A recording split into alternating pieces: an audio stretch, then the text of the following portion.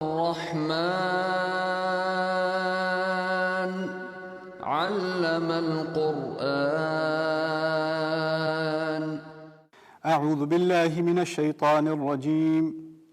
وما أنزلنا على قومه من بعده من جند من السماء وما كنا منزلين إن كانت إلا صيحة واحدة فإذا هم خامدون يا حسرة على العباد ما يأتيهم من رسول إلا كانوا به يستهزئون ألم يروا كم أهلكنا قبلهم من القرون أنهم إليهم لا يرجعون وإن كل لما جميع لدينا محضرون رب اشرح لي صدري ويسر لي أمري واحلل عقدة من لساني يفقهوا قولي فالحمد للہ والصلاة والسلام علی رسول اللہ وعلی آلہ وصحبہ اجمعین ثم اما بعد. ایک مرتبہ پھر السلام علیکم ورحمۃ اللہ تعالی وبرکاتہ. وما انزلنا علی قومہ من جند من السماء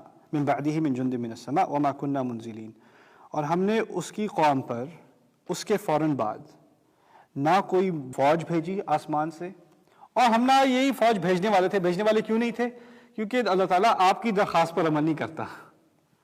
تنزیہ یا سیریسلی وما کان اللہ لیطلعکم علی الغیب، اللہ تعالیٰ آپ کو غیب کی خبر آپ کی درخواست پر نہیں دے گا. جب رسولوں سے پوچھا جاتا تھا کہ یہ کب ہو رہا ہے اور کیوں نہیں آ جاتا، اور کوئی وہ کیا جواب دیتے تھے؟ انما انا منذر، میں تو صرف تمہیں خبردار کرنے آیا ہوں. تو یہاں پر اللہ تعالیٰ نے نہ بھیجی، نہ بھیجنے والے تھے. وہ کرے گا کیا؟ ان کانت الا صیحۃ واحدہ فاذا هم خامدون.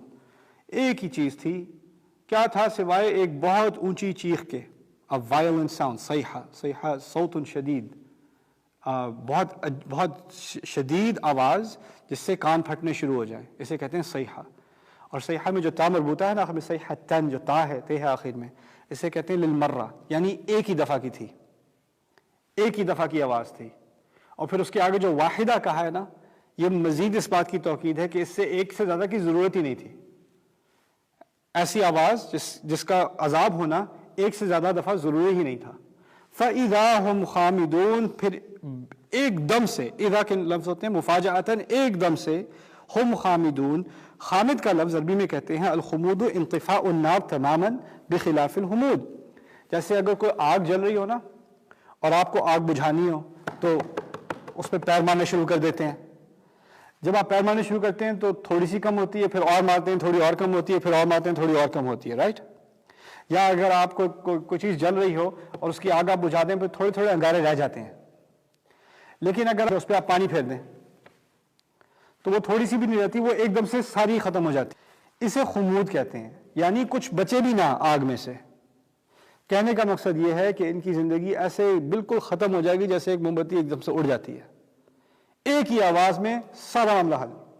فَإِذَا هُمْ خَامِدُونَ، ان کی زندگی بالکل ایک دم سے بجھ کے رہ جائے گی، کچھ بھی نہیں بچے گا ان کا، کوئی اور اہتمام کی ضرورت نہیں ہے. یہ اصل میں قرآن نے کئی مرتبہ مختلف اسلوب میں اس بات کی طرف اشارہ کیا ہے. قریش جب بار بار کہتے تھے رسول سے علیہ السلام کہ عذاب لا کیوں نہیں رہے، تو اس کی ایک مثال میرے ذہن میں آتی ہے سورۃ المرسلات کی. والمرسلات عرفا فالعاصفات عصفا والناشرات نشرا فالفارقات فرقا. مرسلات عربی میں آندھیوں کے لیے استعمال ہوتا ہے. مرسلات عربی میں گھوڑوں کے لیے بھی استعمال ہوتا ہے. گھوڑے کے جو پیچھے گردن کے بال ہوتے ہیں نا، اس کو بھی مرسلہ کہا جاتا ہے. اور عرف کہتے ہیں اس کو کھینچ کے رکھنا. اور مرسلات جن کے بال پیچھے سے چھوڑ دیے گئے ہیں. اصل میں گھوڑے کے بال نہیں پکڑے جاتے، گھوڑے پہ لگام لگائی جاتی ہے نا. لیکن اگر گھوڑا جنگلی ہو، اس پہ ابھی اپنی لگام بھی نہیں لگائی، آپ ایسے وائلڈ گھوڑے پہ بیٹھے ہیں جس پر ابھی لگام بھی نہیں لگائی گئی، تو کیا پکڑنا پڑے گا؟ اس کے بال. قسم کھائی ہے ایسے گھوڑوں کی جن کے بال چھوڑ دیے گئے ہیں. اب آپ بال کھینچو گے تو گھوڑا کیا کرے گا؟ رکے گا. بال چھوڑو گے تو کیا کرے گا؟ جتنا تیز بھاگ سکتا ہے بھاگے گا. فالعاصفات عصفا، عصف کہتے ہیں ایسے چلنا کہ آگے آپ کے پیچھے پتھر ہے، انسان ہے، کچھ بھی چیز ہے، اس کو کوئی فکر نہیں، وہ ٹکرا کے گزر جائے گا، اس کے اوپر سے گزر جائے گا، بلڈوز کر دے گا اسے. عاصفات عصفا. اس بات کی طرف اشارہ کیا گیا ہے کہ آندھیاں جو ہے نا، ہوا جو چلتی ہے، یہ گھوڑے کی طرح ہیں جس کے بال پیچھے سے اللہ تعالیٰ نے پکڑے ہوئے ہیں، اور وہ اصل میں چلنا چاہتی ہے ایسے کہ اس کے راستے میں جو چیز آئے اس سے ٹکرا کے اسے گرا دے، لیکن اللہ تعالیٰ نے اس کو رو کے رکھا ہوا ہے، اور ایک دن آئے گا جب وہ اس کو چھوڑ دے گا، اور وہ جب چھوڑے گا اس نے جو تباہی کرنی ہے اس نے کوئی فکر نہیں کرنی، آگے اس کی بلڈنگ ہے، لوگ ہیں، کیا ہے، اس کو کوئی فکر نہیں ہونی اس آندھی کو۔ اللہ تعالیٰ اس بات کی طرف اشارہ کر رہا ہے کہ جب تمہیں اچھی ہوا لگتی ہے نا باہر، تو یاد رکھنا کہ یہ لگام کو ابھی پیچھے کھینچا ہوا ہے، فالعاصفات عصفا والناشرات نشرا، اور جو اس بالمقابل جو ہلکی پھلکی ہوائیں چلتی ہیں جن کی وجہ سے پتے ہلتے رہتے ہیں، جن کی وجہ سے ذرہ ذرہ بکھرتا ہے زمین میں اور رزق پھیلتا ہے، بادل آگے چلتے ہیں، وہ تو اللہ تعالیٰ نے لگام کو روکا ہوا ہے۔ یہ اس لیے کہا گیا ہے کہ دیکھو تم سمجھتے ہو کہ جب تک کوئی فوج نہیں آئے گی تو معاملہ حل نہیں ہوگا، اللہ تعالیٰ نے کہا ہے دیکھو میں ایک دفعہ یہ بال چھوڑ دوں نا، پھر تم دیکھنا کیا ہوتا ہے۔ تو یہ انسان کو اپنی اوقات یاد دلانے کے لیے کہ اللہ تعالیٰ کس چیز پر قادر ہے۔ فَإِذَا هُمْ خَامِدُونَ، تو وہ ایک ہی مرتبہ بالکل ختم ہو کے رہ جائیں گے۔ اصل میں زندگی کے لیے عربی میں آگ کا لفظ بھی استعمال ہوتا ہے، یعنی کیونکہ انسان کا جب انسان زندہ ہوتا ہے تو اس کے جسم میں حرارت ہوتی ہے نا، تو اس کو وہ کہتے ہیں اس کی جسم میں ابھی تک آگ ہے، ٹھیک ہے، وہ ان کا ادبی ایک اسلوب ہے، اسی لیے وہ کہتے ہیں عربی میں وَمَا الْمَرْءُ إِلَّا كَالشِّهَابِ، ایک انسان کیا ہے سوائے ایک شعلے کے، اور اسی اسلوب کو قرآن نے استعمال کیا ہے کہ وہ شعلہ بالکل بجھ کر رہ جائے گا، ختم ہو جائے گا، یعنی وہ آگ نہیں بچے گی، یعنی ان کی زندگی نہیں بچے گی۔ فَإِذَا هُمْ خَامِدُونَ، یا حسرتاً علی العباد، کیا حسرت ہے، کیا افسوس ہے، ما یأتیہم من رسول الا کانوا بہ یستہزئون، کبھی ایسا نہیں ہوا کہ کوئی بھی رسول ان پر آیا ہو مگر انہوں نے ایک ہی حرکت کی، بار بار ان کا مذاق ہی اڑاتے رہے، ان کا طنز ہی کرتے رہے، ان کی بات کو انہوں نے سیریسلی لیا ہی نہیں۔ یہی اصل حسرت ہے لوگوں کی کہ جب بات آتی ہے دین کی تو اس کو مذاق کر کے ٹال دینا۔ کچھ لوگ ایسے ہوتے ہیں جو ساری زندگی ان کو اچھی بات کی نصیحت کی جاتی ہے اور وہ اس کا انکار نہیں کرتے، لیکن مذاق بنا کے ٹال دیتے ہیں، پھر دوبارہ بات کرو دوبارہ مذاق بنا کے ٹال دیتے ہیں، پوری زندگی ٹالنے میں گزر جاتی ہے۔ ایسے انسان میں اور کسی اور انسان میں جس نے کبھی آخرت کو مانا ہی نہیں، کوئی فرق ہی نہیں ہے، کوئی بالکل فرق نہیں ہے۔ دیکھیے مثال کے ذریعے بات کو سمجھنے کی کوشش کریں، اگر کل امتحان ہے بچوں کا اور ٹیچر کہتا ہے کہ کل امتحان ہے، کل واقعی امتحان ہے، آج بچہ تیاری میں لگا ہوگا کہ نہیں، اس میں سٹریس ہوگی اس کے دماغ میں کہ نہیں؟ اگر اس کے دماغ میں شک ہے کہ پتہ نہیں امتحان ہے کہ نہیں، کیا کرے گا؟ بیٹھ جائے گا آرام سے۔ کوئی اور بچہ ہے جس کو کہیں کہ امتحان ہے، نہیں کوئی نہیں ایسی بس، اس نے تو تیاری نہیں کرنی۔ جو نہ مانتا ہو اور جو مذاق بنا لے اس نے تیاری نہیں کرنی، اور وہ جب آگے پہنچے گا وہ تیار نہیں ہوگا۔ اِلَّا كَانُوا بِهِ يَسْتَهْزِئُونَ، ان کی حرکت یہ ہمیشہ سے یہی رہی ہے کہ یہ لوگ ہمیشہ اصل بات کا مذاق اڑا کر اس کی بات کو ہلکا کر کے اس کو سنجیدگی سے نہ لے کے آگے نکل جاتے ہیں، پھر آگے نکل جاتے ہیں۔ لَمْ يَخِرُّوا عَلَيْهَا صُمًّا وَعُمْيَانًا، یہ اہل ایمان کی کیا خاصیت ہے قرآن میں سورۃ الفرقان میں کہ جب وہ اچھی بات سنتے ہیں تو وہ پھر اندھے نہیں ہوتے اور وہ اس پر سے گرتے پڑتے نہیں ہیں کہ یہ کیا بات کر دی، صُمًّا وَعُمْيَانًا، یا سنی یا نہیں سنی، یعنی سن کر بھی دھیان نہیں دیا، ایسا نہیں ہوتا ان کا رویہ۔ اصل بات اس کے بعد یا حسرتاً علی العباد ہے، عباد کے لفظ پر، بندوں پہ ذرا اہمیت کرنی چاہیے، ذرا زور دینا چاہیے۔ انسان نہیں کہا، عباد کہا ہے۔ تم سمجھتے کیا ہو کہ تم فری ہو؟ عبودیت کا کانسیپٹ دین میں بہت گہرا ہے۔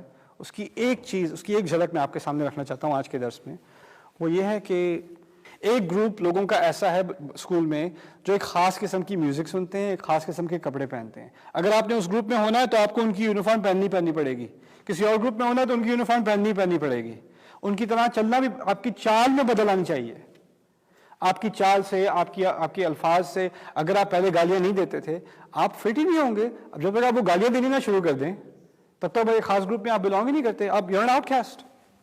اور اگر آپ نے اس سوسائٹی میں شامل ہونا ہے تو آپ کو کہیں نہ کہیں تو فٹ ہونا ہی پڑے گا، آپ کو کہیں نہ کہیں فٹ ہونا ہے۔ یہ تمام غلام ہیں، تمام کے تمام غلام ہیں، یا فیشن کے غلام ہیں، یا کسی طرح ایکسیپٹیبلٹی کے غلام ہیں۔ غلامیت انسان کی کا ایک مقدر ہی ہے، یا وہ پیسے کا غلام ہوگا، یا فیشن کا غلام ہوگا، یا سوسائٹی کا غلام ہوگا، یا اپنے دوستوں کے ساتھ فٹ ہونے کا غلام ہوگا، یا کسی کا اپنا نام برقرار رکھنے کے لیے لوگ غلام ہو جاتے ہیں۔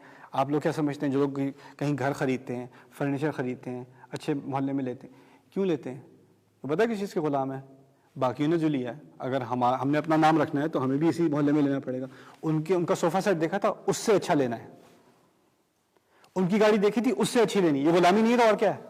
آپ نے اپنی چوائس تھوڑی کی ہے، آپ کی تمام چوائسز ان کی طرف سے آ رہی ہیں کسی اور کے مقابلے میں، ہمیشہ. تب سمجھ میں آتی ہے بات کہ جب اللہ تعالیٰ کی غلامی انسان قبول کر لینا تو یہ باقی ساری غلامیوں سے آزاد ہو جاتا ہے. اب کسی کو امپریس کرنے کی ضرورت نہیں ہے، کسی کے ساتھ فٹ ان ہونے کی ضرورت نہیں ہے، کسی کو دکھانے کی ضرورت نہیں ہے. میرے رب کو پتا ہے میرا رب خوش ہے، باقی میں خوش ہوں. جب میں ایسا پہنوں گا جس سے میرا رب خوش ہے، باقی کوئی کسی کو اچھا لگے نہ لگے، آئی ڈونٹ کیئر. میں ایسی بات کروں گا جس سے میرا رب خوش ہے، کسی اور کو اچھی بری لگے، آئی ڈونٹ کیئر، کوئی فرق نہیں پڑتا مجھے. آپ اپنے آپ کو بالکل آزاد کر لیتے ہیں. یہ ہمارے دین کا کانسیپٹ ہے کہ اللہ تعالیٰ کی عبادت میں ہی اصل آزادی ہے، اور جو لوگ اللہ تعالیٰ کی عبادت میں نہیں ہے وہ کسی نہ کسی طرح کی غلامی میں پھنسے ہوئے ہیں، اور ان پر ترس آنا چاہیے انسان کو. یا حسرۃ علی العباد ما یأتیہم من رسول الا كانوا به یستہزئون. بارک اللہ لی ولکم. السلام علیکم ورحمۃ اللہ وبرکاتہ. الرحمن علم القرآن. الرحمن علم القرآن. الحمد لله رب العالمين والصلاة والسلام على سيد الأنبياء والمرسلين وعلى آله وصحبه ومن استنى بسنته إلى يوم الدين. اللهم اجعلنا منهم ومن الذين آمنوا وعملوا الصالحات وتواصوا بالحق وتواصوا بالصبر. آمين يا رب العالمين. ثم أما بعد، فأعوذ بالله من الشيطان الرجيم. ألم يروا كم أهلكنا قبلهم من القرون أنهم إليهم لا يرجعون وإن كل لما جميع لدينا محضرون. اولم یروا کم اہلکنا قبلہم من القرون، کیا ان لوگوں نے نہیں دیکھا ہم نے کتنی قومیں ان سے پہلے بھی تباہ برباد کر دیں. یہ بات اللہ تعالیٰ نے صرف قوموں کے بارے میں نہیں کہی. میرے نزدیک سب سے دلچسپ مثال ہے وہ قارون کی ہے سورۃ القصص میں. ایسے انسان کا ذکر کیا گیا ہے جس کے پاس بہت دولت تھی. فبغى علیہم بھی بڑے مزے کے الفاظ ہیں. اس نے وہ دولت کیسے کمائی؟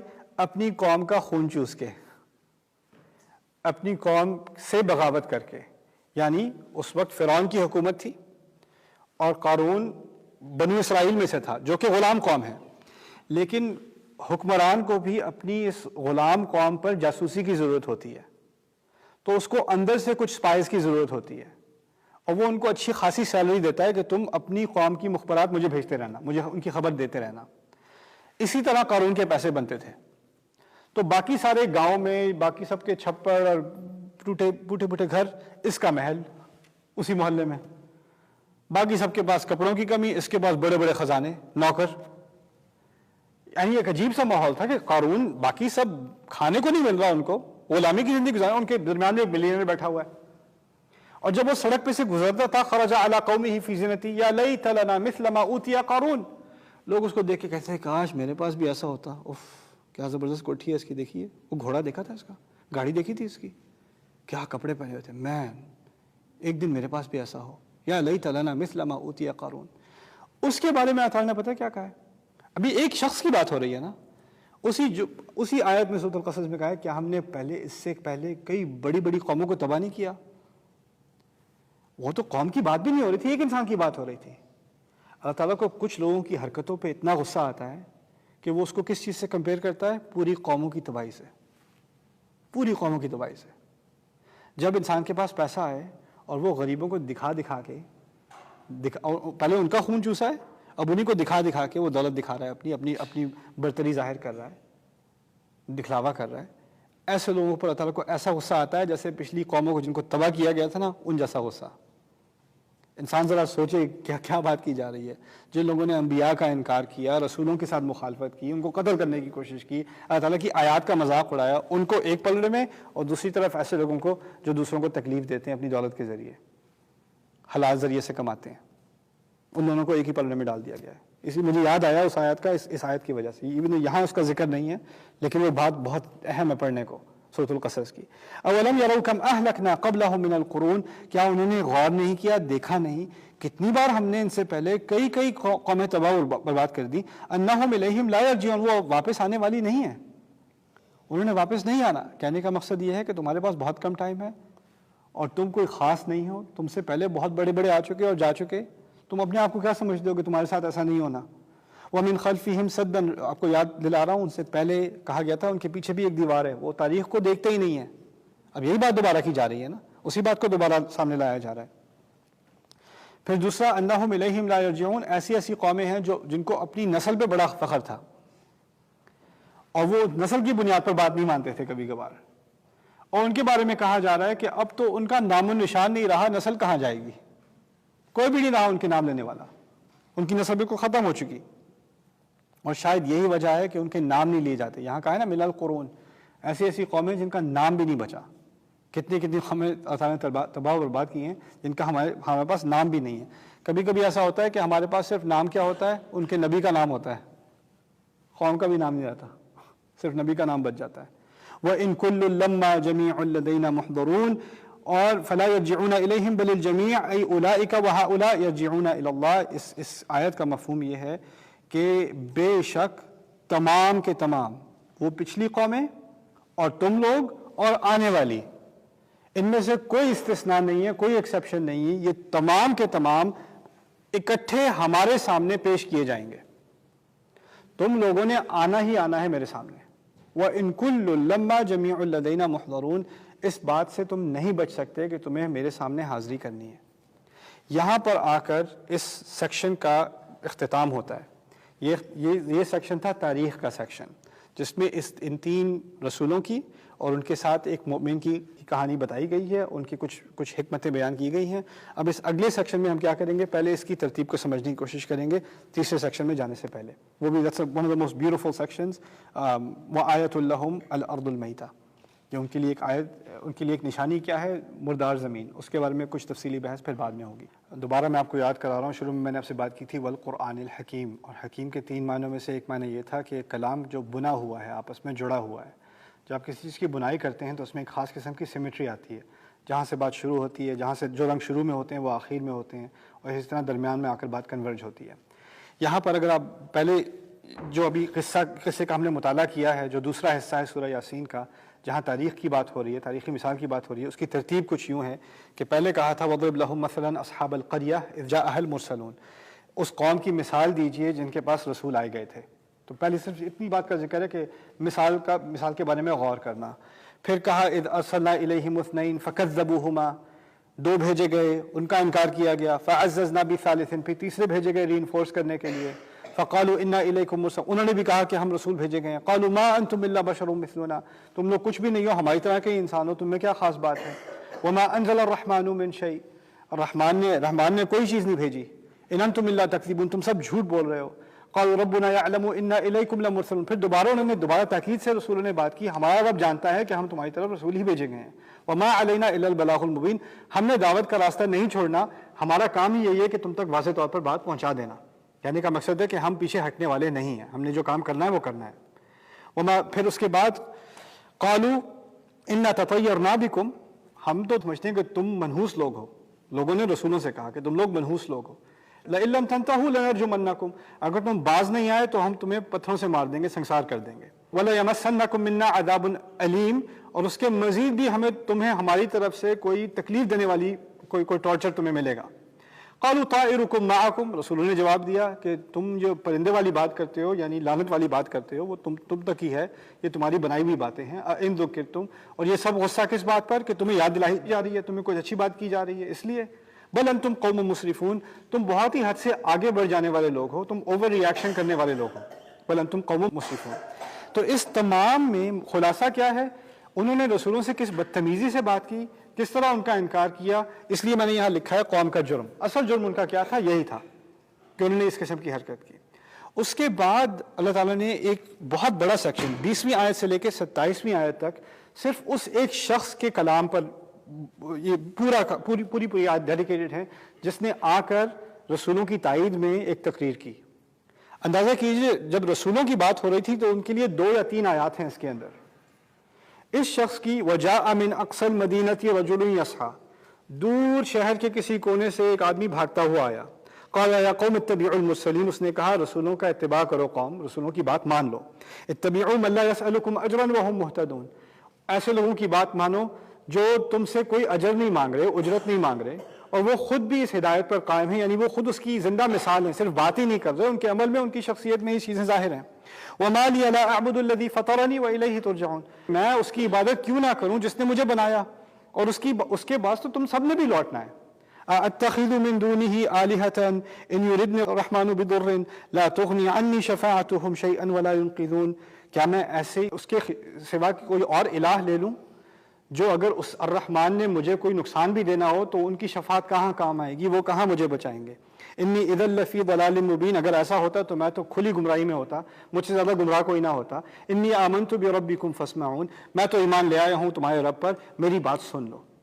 آگے کیا بات ہو رہی ہے؟ قیل ادخل الجنہ، اسے کہا گیا جنت میں داخل ہو جا، یعنی اس کو مار دیا گیا۔ اور پھر اس نے آگے جا کر پھر مزید اس کا مکالمہ، یعنی اس کا کلام نہ صرف دنیا کا ریکارڈ ہے، اس کا کلام جنت میں بھی ریکارڈ ہے۔ اور وہ کیا ہے؟ قال یا لیت قومی یعلمون بما غفر لی ربی وجعلنی من المکرمین، کیا اے کاش کہ میری قوم کو پتہ ہوتا کہ کیا عظیم مغفرت میرے رب نے میری کی ہے اور مجھے ان لوگوں میں شامل کیا جن کی بڑی عزت کی گئی ہے۔ یہ پوری بات میں نے آپ کو سمجھائی تھی، یہ اس کا تیسرا حصہ ہے، اس آدمی کی دعوت اور پھر اس آدمی کی شہادت، اس مومن کی دعوت اور پھر اس کی شہادت۔ اس کے بعد 2 ہی آیات ہیں جس میں سارا معاملہ طے کر دیا گیا۔ وما انزلنا على قومه من جند من السماء وما كنا منزلين ان كانت الا صيحة واحدة فاذا هم خامدون، ہم نے اس کی قوم پر نہ کوئی فوج بھیجی نہ ہم بھیجنے والے تھے، بس ایک ہی اونچی آواز کی چیخ تھی جس کے بعد ان کی ساری آگ بجھ گئی، یعنی ان کی ساری زندگیاں ختم ہو گئیں۔ پھر آخری بات جو کہی جا رہی ہے وہ یہ آخری حصہ ہے، یا حسرة علی العباد ما یأتیہم من رسول الا کانوا بہ یستہزئون، کیا حسرت آتی ہے بندوں پر، کتنی دفعہ ان پر رسول بھیجے گئے، ہر دفعہ یہ کیا کرتے ہیں، ان کا مذاق ہی اڑاتے رہتے ہیں، ان کی بات کو سنجیدگی سے لیتے ہی نہیں ہیں۔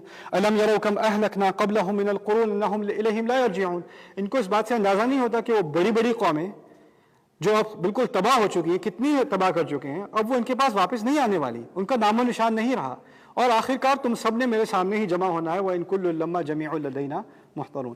یہاں پر آ کر یہ بات ختم ہوتی ہے۔ اب میں آپ کو جو دکھانا چاہ رہا ہوں وہ اس کلام کی ترتیب کی کچھ بات شروع ہوئی تھی، ایک قوم اور اس کی مثال، بات ختم ہو رہی ہے کہ یہ ایک ہی مثال نہیں ہے، کئی مثالیں ہیں تاریخ میں۔ بات وہی ہے، ایک کیس سٹڈی بتائی گئی تھی اور بات ختم کی جا رہی ہے کہ دیکھو کئی دفعہ ہو چکا ہے اور یہ ہوتا رہا ہے، تو ایک مثال پر اکتفا نہ کرو، یہ ہوتا رہے گا اور یہ ہوتا رہا ہے۔ دوسری بات کی تھی قوم نے کیا جرم کیا، اگر جرم ثابت ہے تو پھر کیا ثابت ہونا چاہیے؟ سزا۔ تو دوسری بات جرم کی سزا، اور جو بات کا جیسے کہنا the heart of the matter, جو بات کا اصل لب لباب ہے وہ اس مومن کی شہادت ہے اور اس کی دعوت ہے، یعنی اس پورے قصے میں سب سے زیادہ اہمیت اس درمیانی حصے کو دی گئی ہے۔ یہ بھی ایک طرح کی سیمیٹری ہے اس کلام میں۔ اس بات کی اہمیت کیا ہے؟ شروع میں سورت کے پہلے حصے میں رسول صلی اللہ علیہ وسلم کو کہا گیا تھا انما تنذر من اتبع الذکر وخشی الرحمن بالغیب فبشرہ بمغفرۃ واجر کریم، آپ صرف ایسے شخص کو دعوت دے سکیں گے جو آپ کی بات کو ایک تو سنے اور مانے اور اس کے پیچھے چلے، دوسرا اس کو الرحمن کا خوف ہو، وہ بھی غیب میں، یعنی اس کو کوئی بھی نہیں جانتا لیکن وہ خود ہی الرحمن کی بات مان لے، اس کو آپ اس بات کی خوشخبری دینا کہ اس کی معافی ہوگی اور اس کو عزت بخش اجر ملنے والا ہے، وہ اجر کریم۔ اگر آپ ان باتوں کو ذہن میں رکھیں اور اس آدمی کی کہانی سنیں، وہ تمام باتیں دہرائی گئی ہیں۔ انما تنذر من اتبع الذکر، جس نے بات کو فالو کیا، فالو کیسے کیا؟ اس نے آ کے پہلی بات کیا کی تھی اتبعوا المرسلین، رسولوں کا اتباع کرو، وہ اتباع کا لفظ اس کے لیے بھی آ گیا۔ پھر کہا تھا وخشی الرحمن بالغیب، اس نے الرحمن کا خوف اختیار کیا، اس کو الرحمن کا خوف نہیں تھا، اس نے یہی کہا نا کہ اگر الرحمن مجھے نقصان دے تو کون بچائے گا، وہ الرحمن کا خوف ہی ہوا نا۔ يردن الرحمن بضر لا تغني عني شفاعتهم شيئا ولا ينقذون۔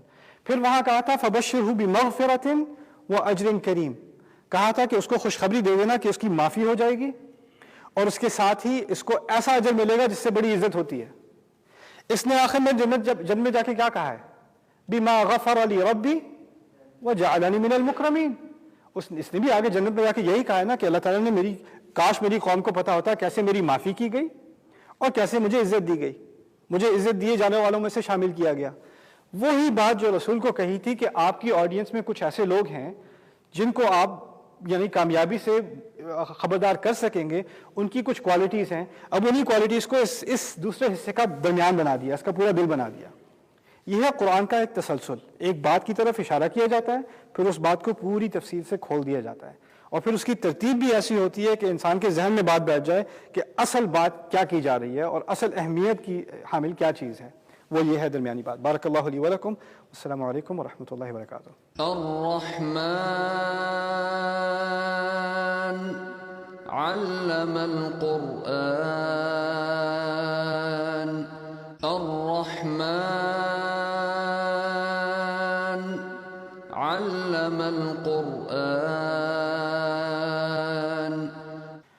الحمد لله رب العالمين والصلاة والسلام على سيد الأنبياء والمرسلين وعلى آله وصحبه أجمعين. ثم أما بعد. وآية لهم الأرض الميتة أحييناها وأخرجنا منها حبا فمنه يأكلون وجعلنا فيها جنات من نخيل وأعناب وفجرنا فيها من العيون ليأكلوا من ثمره وما عملته أيديهم أفلا يشكرون. رب اشرح لي صدري ويسر لي أمري واحلل عقدة من لساني يفقهوا قولي. فالحمد للہ والصلاة والسلام علی رسول اللہ وعلی آلہ وصحبہ اجمعین. ثم اما بعد. ایک مرتبہ پھر السلام علیکم ورحمۃ اللہ تعالی وبرکاتہ. اب ہم اس سورت کے تیسرے حصے میں پہنچ چکے ہیں. اس کو کہیں گے آیات الکون. آیات الکون کا مقصد ہے کبھی کبھار قرآن میں اللہ تعالیٰ کی خلق پر ایک خاص توجہ دی جاتی ہے کہ اللہ تعالیٰ نے کیا کیا چیزیں بنائی ہیں جس کی طرف ہمیں توجہ دینی چاہیے خاص. اس کو سمجھنا بہت ضروری ہے کہ جب یہ بات کی جا رہی ہوتی ہے کہ زمین کی طرف اشارہ کیا ہے یا درخت کی طرف کیا ہے یا پرندے کی طرف کیا ہے، تو صرف پرندے کی بات نہیں ہو رہی، صرف درخت کی بات نہیں ہو رہی، صرف پہاڑ کی بات نہیں ہو رہی. اس کے پیچھے کچھ اشارات ہوتے ہیں، اس کے پیچھے ایک کلام ہوتا ہے. یہ عربی کا ایک خاص اسلوب ہے. تو اس کو سمجھنے کے لیے میں آپ کو ایک دو مثالیں دیتا ہوں. جیسے کبھی قرآن نے انعام کے بارے میں بات کی ہے، یعنی گائے بکریوں کے بارے میں بات کی ہے. کیسے بات کی ہے؟ اولئک کالانعام بل ہم اضل. جو غافل لوگ ہیں وہ گائے بکریوں کی طرح ہیں، بلکہ ان سے بھی گئے گزرے، ان سے بھی اور گمراہ. کیا مقصد ہے؟ گائے اگر گم جائے تو اس کو اپنا راستہ واپس نہیں آتا. دوسرا، گائے اور بلی میں کیا فرق ہے؟ گائے اور سانپ میں کیا فرق ہے؟ جو عام جانور ہوتے ہیں ان کا ریاکشن بڑا تیز ہوتا ہے، ان کو اپنے ارد گرد کا بڑا حواس ہوتا ہے کہ وہ دور سے بھی پرندہ اگر اس کا منہ اس طرف بھی ہے، آپ اس کی طرف تھوڑا سا بھی چلیں کیا کرتا ہے؟ اڑ جاتا ہے. اس کا ایک ریاکشن ہوتا ہے. یعنی اس میں ایک بہت زیادہ سینسٹیوٹی ہوتی ہے اور بہت اویئرنیس ہوتی ہے اس کے اندر. لیکن گائے کے پاس آپ اگر دور سے بھی آ رہے ہوں، بھاگتے ہوئے آ رہے ہوں، چہلتے ہوئے آ رہے ہوں، آوازیں نکالتے ہوئے آ رہے ہوں، گائے نے کیا کرنا ہے؟ کچھ نہیں کرنا، کھڑے رہنا ہے، منہ مارتے رہنا ہے اپنے گھاس میں، رائٹ. اس کا ریاکشن نہیں ہوتا. کہنے کا مقصد یہ ہے کہ کچھ لوگ ایسے ہیں ان کو جتنا بھی خبردار کر دو ان کا کوئی ریاکشن ہی نہیں ہوتا. اور ان کو کس چیز سے کمپیئر کیا گیا ہے؟ گائے بکریوں سے، خاص کر گائے سے، انعام سے. انعام عربی میں نکلتا ہے نعومہ سے. نعومہ کہتے ہیں آہستہ سے چلنے کو، اسی لیے انعام کو انعام کہتے ہیں عربی میں. نعمت جو ہمیں کہا ہے نا، وہ اس لیے کہ نرمی سے چلنا، اور جس چیز سے زندگی میں نرمی پیدا ہو اس کو نعمت کہتے ہیں. اسی سے نعمہ نکلا ہے. ٹھیک ہے. تو اسی طرح اور مثالیں ہیں قرآن میں، جیسے اولم یروا الی الطیر فوقہم صافات ویقبضن، یا اور مثالیں ہیں. کبھی قرآن نے میری پسندیدہ مثال تو ایکچولی جانوروں کی ہے. کچھ یہ کہا ہے کہ کچھ جانور ایسے ہیں جو 4 پاؤں پر چلتے ہیں، کچھ جو ہیں وہ ان کا پیٹ جو ہے زمین سے لگا ہوتا ہے، اور کچھ سیدھے کھڑے ہوتے ہیں. جو سیدھے کھڑے ہوتے ہیں وہ کس کی مثال دی جا رہی ہے؟ انسان کی. تو یہ انسان اور پھر 4 ٹانگوں والے اور پھر اپنے پیٹ پر چلنے والوں کی کیا اہمیت ہے اس کی؟ کہنے کا مقصد یہ ہے کہ کچھ لوگ ایسے ہوتے ہیں جو جانوروں کی طرح ہوتے ہیں، جن کا سارا فوکس، جب جانور کے 4 پاؤں ہوں تو اس کا منہ ہمیشہ نیچے کی طرف ہوتا ہے، نیچے کی طرف. افمن یمشی مکبا علی وجہہ اہدی ام من یمشی سویا علی صراط مستقیم. وہاں دوسری طرف بھی مثال دی گئی سورۃ الملک میں، جو سیدھا منہ کر کے چلے اور جس کا منہ نیچے کی طرف ہو، وہ برابر کیسے ہو سکتے ہیں؟ اگر اس کا منہ زمین کی طرف ہے، مقصد کہنے کا یہ ہے کہ اس کی ساری زندگی کی توجہ دنیا کی طرف ہے. اس کو کبھی آخرت کی فکر نہیں، آگے کی فکر نہیں، آج ہی کی فکر ہے، ابھی کی فکر ہے. وہ بھی زمین پہ ایسے گھور رہا ہے کہ کیا چیز کھا لوں، کیا چیز اٹھا لوں، کیا چیز پکڑ لوں. اس کو یہی فکر ہے، صرف ابھی کی فکر ہے، آگے کی کوئی سوچ نہیں. جو انسان سیدھا کھڑا ہو اس کو آگے کا نظر آتا ہے نا. کہنے کا مقصد ہے اس کو اپنی مستقبل کی فکر ہے. تیسری مثال دی تھی کہ وہ جو پیٹ پر چلتے ہیں، پیٹ پر چلنے والے سانپ کی مثال ہے. سورۃ الاعراف میں جو بات کی ہے فانسلخ، ایسا انسان جس کو اللہ تعالیٰ نے علم دیا، درجہ دیا، اور اس علم کے باوجود وہ اس علم پر عمل نہ کر سکا، اس کی مثال ایسی ہے جیسے ایک سانپ جو اپنی کھال چھوڑ دے. تو وہاں مجھے یہ تمام مثالیں دی جا رہی ہیں نا جانوروں کی، ان میں اشارہ ہے دوسری چیزوں کی طرف، ایسے بات کی جاتی ہے قرآن میں. اسی طرح مثل نورہ کمشکات فیہا مصباح، جب اللہ تعالیٰ نے اپنی نور کی مثال دی تو ایسی دیوار میں ایک انڈنٹ ہوتا ہے، نیش ہوتی ہے، اس کو پتہ نہیں اردو میں کیا کہتے ہیں، مشکات ہی کہتے ہوں گے شاید اردو میں بھی، عربی میں مشکات کا لفظ استعمال ہوتا ہے. اس میں لیمپ ڈال دیتے ہیں آپ، یعنی لیمپ اوپر سے ہینگ کرنے کے بجائے دیوار کے اندر ایک تھوڑی سی ڈپریشن ہوتی ہے، تاپ کے اندر اگر آپ پرانا زمانے کا کوئی ڈال دیں لیمپ تو اس سے پورا کمرہ جو ہے وہ روشن ہو جاتا ہے. اور اس کی جو ہیئت ہوتی ہے، جو شیپ ہوتی ہے، وہ کچھ ایسے ہوتی ہے. تو تاک کی شیپ کچھ ایسے ہوتی ہے. وہ یہ کیوں کہا گیا ہے؟ کیونکہ آپ کے جو رب کیج ہے نا، اس کی بھی شیپ یہی ہے. اور جو اندر لیمپ کی بات کی جا رہی ہے، جو سراج کی بات کی جا رہی ہے، وہ آپ کے دل کی بات ہو رہی ہے. تو مثال کے ذریعے ایسی باتیں سمجھائی جاتی ہیں. تو اگر آپ ان مثالوں کو پڑھیں تو ذرا غور سے پڑھنے کی ضرورت ہے کہ کیا بات کی جا رہی ہے، کس چیز کی طرف اشارہ کیا جا رہا ہے. ہمیشہ کسی نہ کسی اور چیز کی طرف اشارہ کیا جا رہا ہوتا ہے. اس کی آخری مثال میں دوں سورۃ النحل، one of the most beautiful.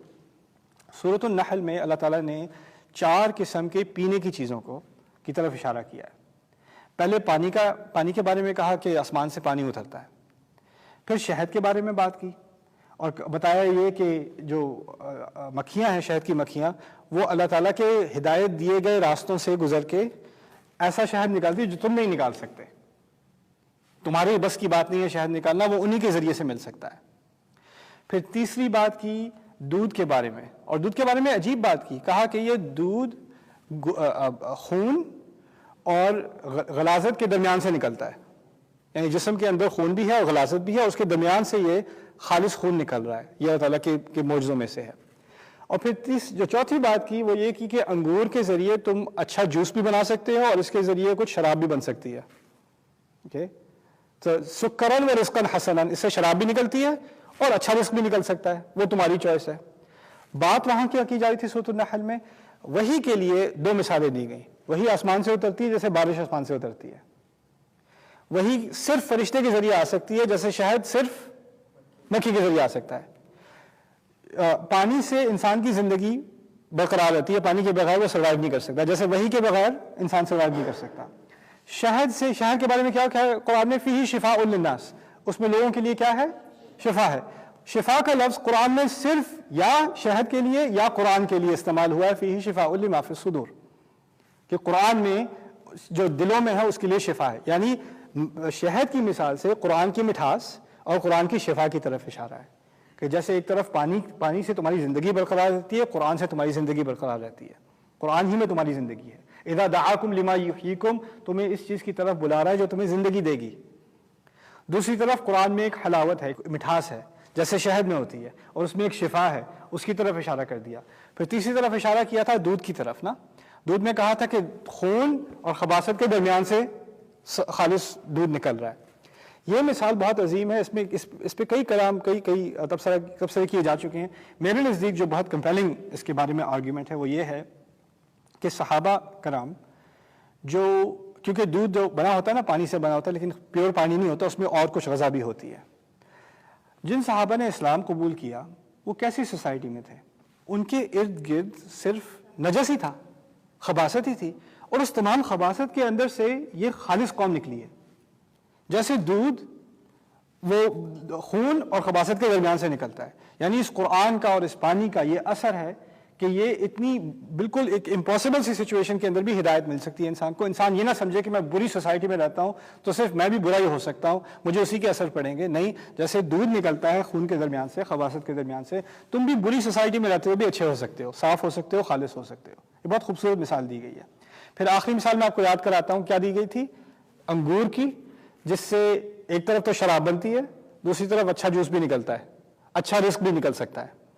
یعنی اب دوسری طرف کا اشارہ ہے، جیسے انگور جو ہے وہ کسی خبیث ماحول میں نہیں اگتا، اس کے لیے ایک صاف پاکیزہ ماحول کی ضرورت ہوتی ہے، مٹی کو صاف کرنا پڑتا ہے. خاص کر انگور کی بیل جو ہے اس کے لیے خاص اہتمام کرنا پڑتا ہے، پانی کا زیادہ اہتمام کرنا پڑتا ہے، کیڑے آرام سے لگ جاتے ہیں، آسانی سے لگ جاتے ہیں، اس کی صفائی کا بہت زیادہ اہتمام کرنے کی ضرورت ہوتی ہے. اس میں کہا گیا ہے کہ کچھ لوگ ایسے ہوتے ہیں جو ہوں تو اچھے ماحول میں، اور اچھے ماحول میں ہونے کے باوجود اور پاک تعلیمات کے باوجود وہ اس کو بھی کرپٹ کر دیتے ہیں. جیسے انگور کو کرپٹ کر کے کیا بنا دیا جاتا ہے؟ شراب. اسی لیے سورۃ النحل کے آخر میں بنو اسرائیل کا ذکر ہے جنہوں نے تورات کو بدل دیا. دی تو ان کو اچھی میٹھی چیز گئی تھی, پاک چیز دی گئی تھی, لیکن اس کو انہوں نے خراب کر دیا. اور اصل چیز کیا ہے کہ تم انگور کا صحیح استعمال بھی کر سکتے ہو, اس سے اچھا رزق بھی نکال سکتے ہو, اچھے ماحول میں ہو تو اس کا اچھا فائدہ بھی اٹھا سکتے ہو. کتنی خوبصورت بات کی گئی ہے, لیکن 4 مثالوں کے ذریعے سے, پانی اور پھر شہد اور پھر دودھ اور پھر انگور. اگر آپ اس بات کا اندازہ نہ کریں تو پھر یہ ٹھیک ہے صرف 4 چیزوں کے بارے میں بات ہو رہی ہے, چلو 4 قسم کی اور پھر لوگ اس سے کیا نکالتے ہیں کہ پانی پینا چاہیے, پھر اس کے بعد شہد پئیں, پھر اس کے بعد دودھ پئیں, اور اس کے بعد انگور کھا لیں تو پھر یہ قرآن کی طرف سے شفا ہوگی. نہیں, ایسی کوئی بات نہیں کی جا رہی. اب یہ بنیادی باتیں میں آپ کے سامنے اس لیے رکھنا چاہ رہا تھا کہ اس تیسرے سیکشن میں اللہ تعالیٰ نے انہی آیات کی طرف اشارہ کیا ہے جو تم نظر سے دیکھ سکتے ہو. یعنی آپ ایمان والے اور ایمان کے بغیر والے کا کمپیریزن کریں. مجھے درخت نظر آ رہا ہے, اسے درخت نظر آ رہا ہے, کافر کو بھی درخت نظر آتا ہے, مسلمان کو بھی درخت نظر آتا ہے. مسلمان کو کیا نظر آ رہا ہے؟ مثل کلمۃ طیبۃ کشجرۃ طیبۃ اصلها ثابت وفرعها فی السماء. ایک اچھے لفظ کی مثال ایک اچھے درخت کی طرح کی ہے جس کی جڑیں اندر تک ہیں اور جس کی شاخیں اوپر تک پہنچی ہوئی ہیں. یعنی درخت کو دیکھ کے مجھے ایک بات یاد آتی ہے کہ اگر ایمان سے بھری ہوئی بات, خلوص سے بات کی جائے تو اس کی بنیاد بہت گہری ہے, اس کا اثر مجھے فوراً نظر نہیں آئے گا. جیسے آپ پودا زمین میں ڈالتے ہیں نا تو اس کا اثر نظر نہیں آتا, لیکن ہو سکتا ہے میرے جانے کے کئی سالوں بعد اس ایک اچھی بات کا ایک درخت نکل آئے اور اس کی شاخیں اوپر تک پہنچی ہوں. ہر درخت میں مجھے اپنے مستقبل, یعنی ابھی مجھے اچھے کام کرنے ہیں, پتہ نہیں کب وہ درخت بن جائے, اس کی یاد دہانی ہے. ہر ایک کو درخت نظر آ رہا ہے, مجھے پورا خطبہ نظر آ رہا ہے, مجھے پورا واز نظر آ رہا ہے, پوری نصیحت نظر آ رہی ہے. یہ اللہ تعالیٰ نے کیا کیا قرآن میں اس نے ہمارا نقطہ نظر بدل دیا ہے. آپ چیز ہر کوئی دیکھتا ہے, اسی لیے کہا گیا ہے لہم قلوب لا یفقہون بہا لہم اعین لا یبصرون بہا. ان کے دل تو ہیں, دلوں سے سمجھتے نہیں ہیں. لوگ اس پہ اعتراض کرتے ہیں دماغ سمجھتا ہے, دل تھوڑی سمجھتا ہے. جو بات میں نے آپ سے کی ہے دماغ کی بات تھی, دل کی بات تھی. دل کی بات, دماغ سے تو آپ سمجھیں گے کہ اس درخت کی عمر کیا ہے, یہ کون سی انوائرمنٹ میں بڑا ہوتا ہے, اس میں کتنے پھل, کیسے پھل لگتے ہیں, ایسی بات دماغ کی بات ہے. دل کی بات کیا ہے, اس میں روحانی اثر کیا ہے, اس کا روحانی درس کیا ہے, اس میں آیت کیا ہے اللہ تعالیٰ کی, وہ صرف ایمان والا ہی دیکھ سکتا ہے. پھر کہا لہم اعین لا یبصرون بہا, ان کی آنکھیں تو ہیں, اسے دیکھتے نہیں ہیں. آنکھیں ہیں تو دیکھتے کیسے نہیں ہیں؟ جو دیکھنے کی چیز ہے وہ نہیں دیکھتے. باقی سب تو وہی دیکھ رہے ہیں جو آپ دیکھ رہے ہیں, میں دیکھ رہا ہوں. لیکن انسان جب ان آیات کو انٹرنلائز کرنا شروع کر دے تو اس کا ویو بدل جاتا ہے, اس کو جو نظر آتا ہے وہ اور کسی کو نظر ہی نہیں آتا. تو اس چیز کو مد نظر رکھتے ہوئے ان آیات کا مطالعہ کرنا چاہیے جو سورہ یاسین کا تیسرا سیکشن ہے. اس کو ہم انشاءاللہ تعالیٰ اگلے حلقے میں شروع کرتے ہیں. بارک اللہ لی ولکم, والسلام علیکم ورحمۃ اللہ تعالیٰ وبرکاتہ. الرحمن علم القرآن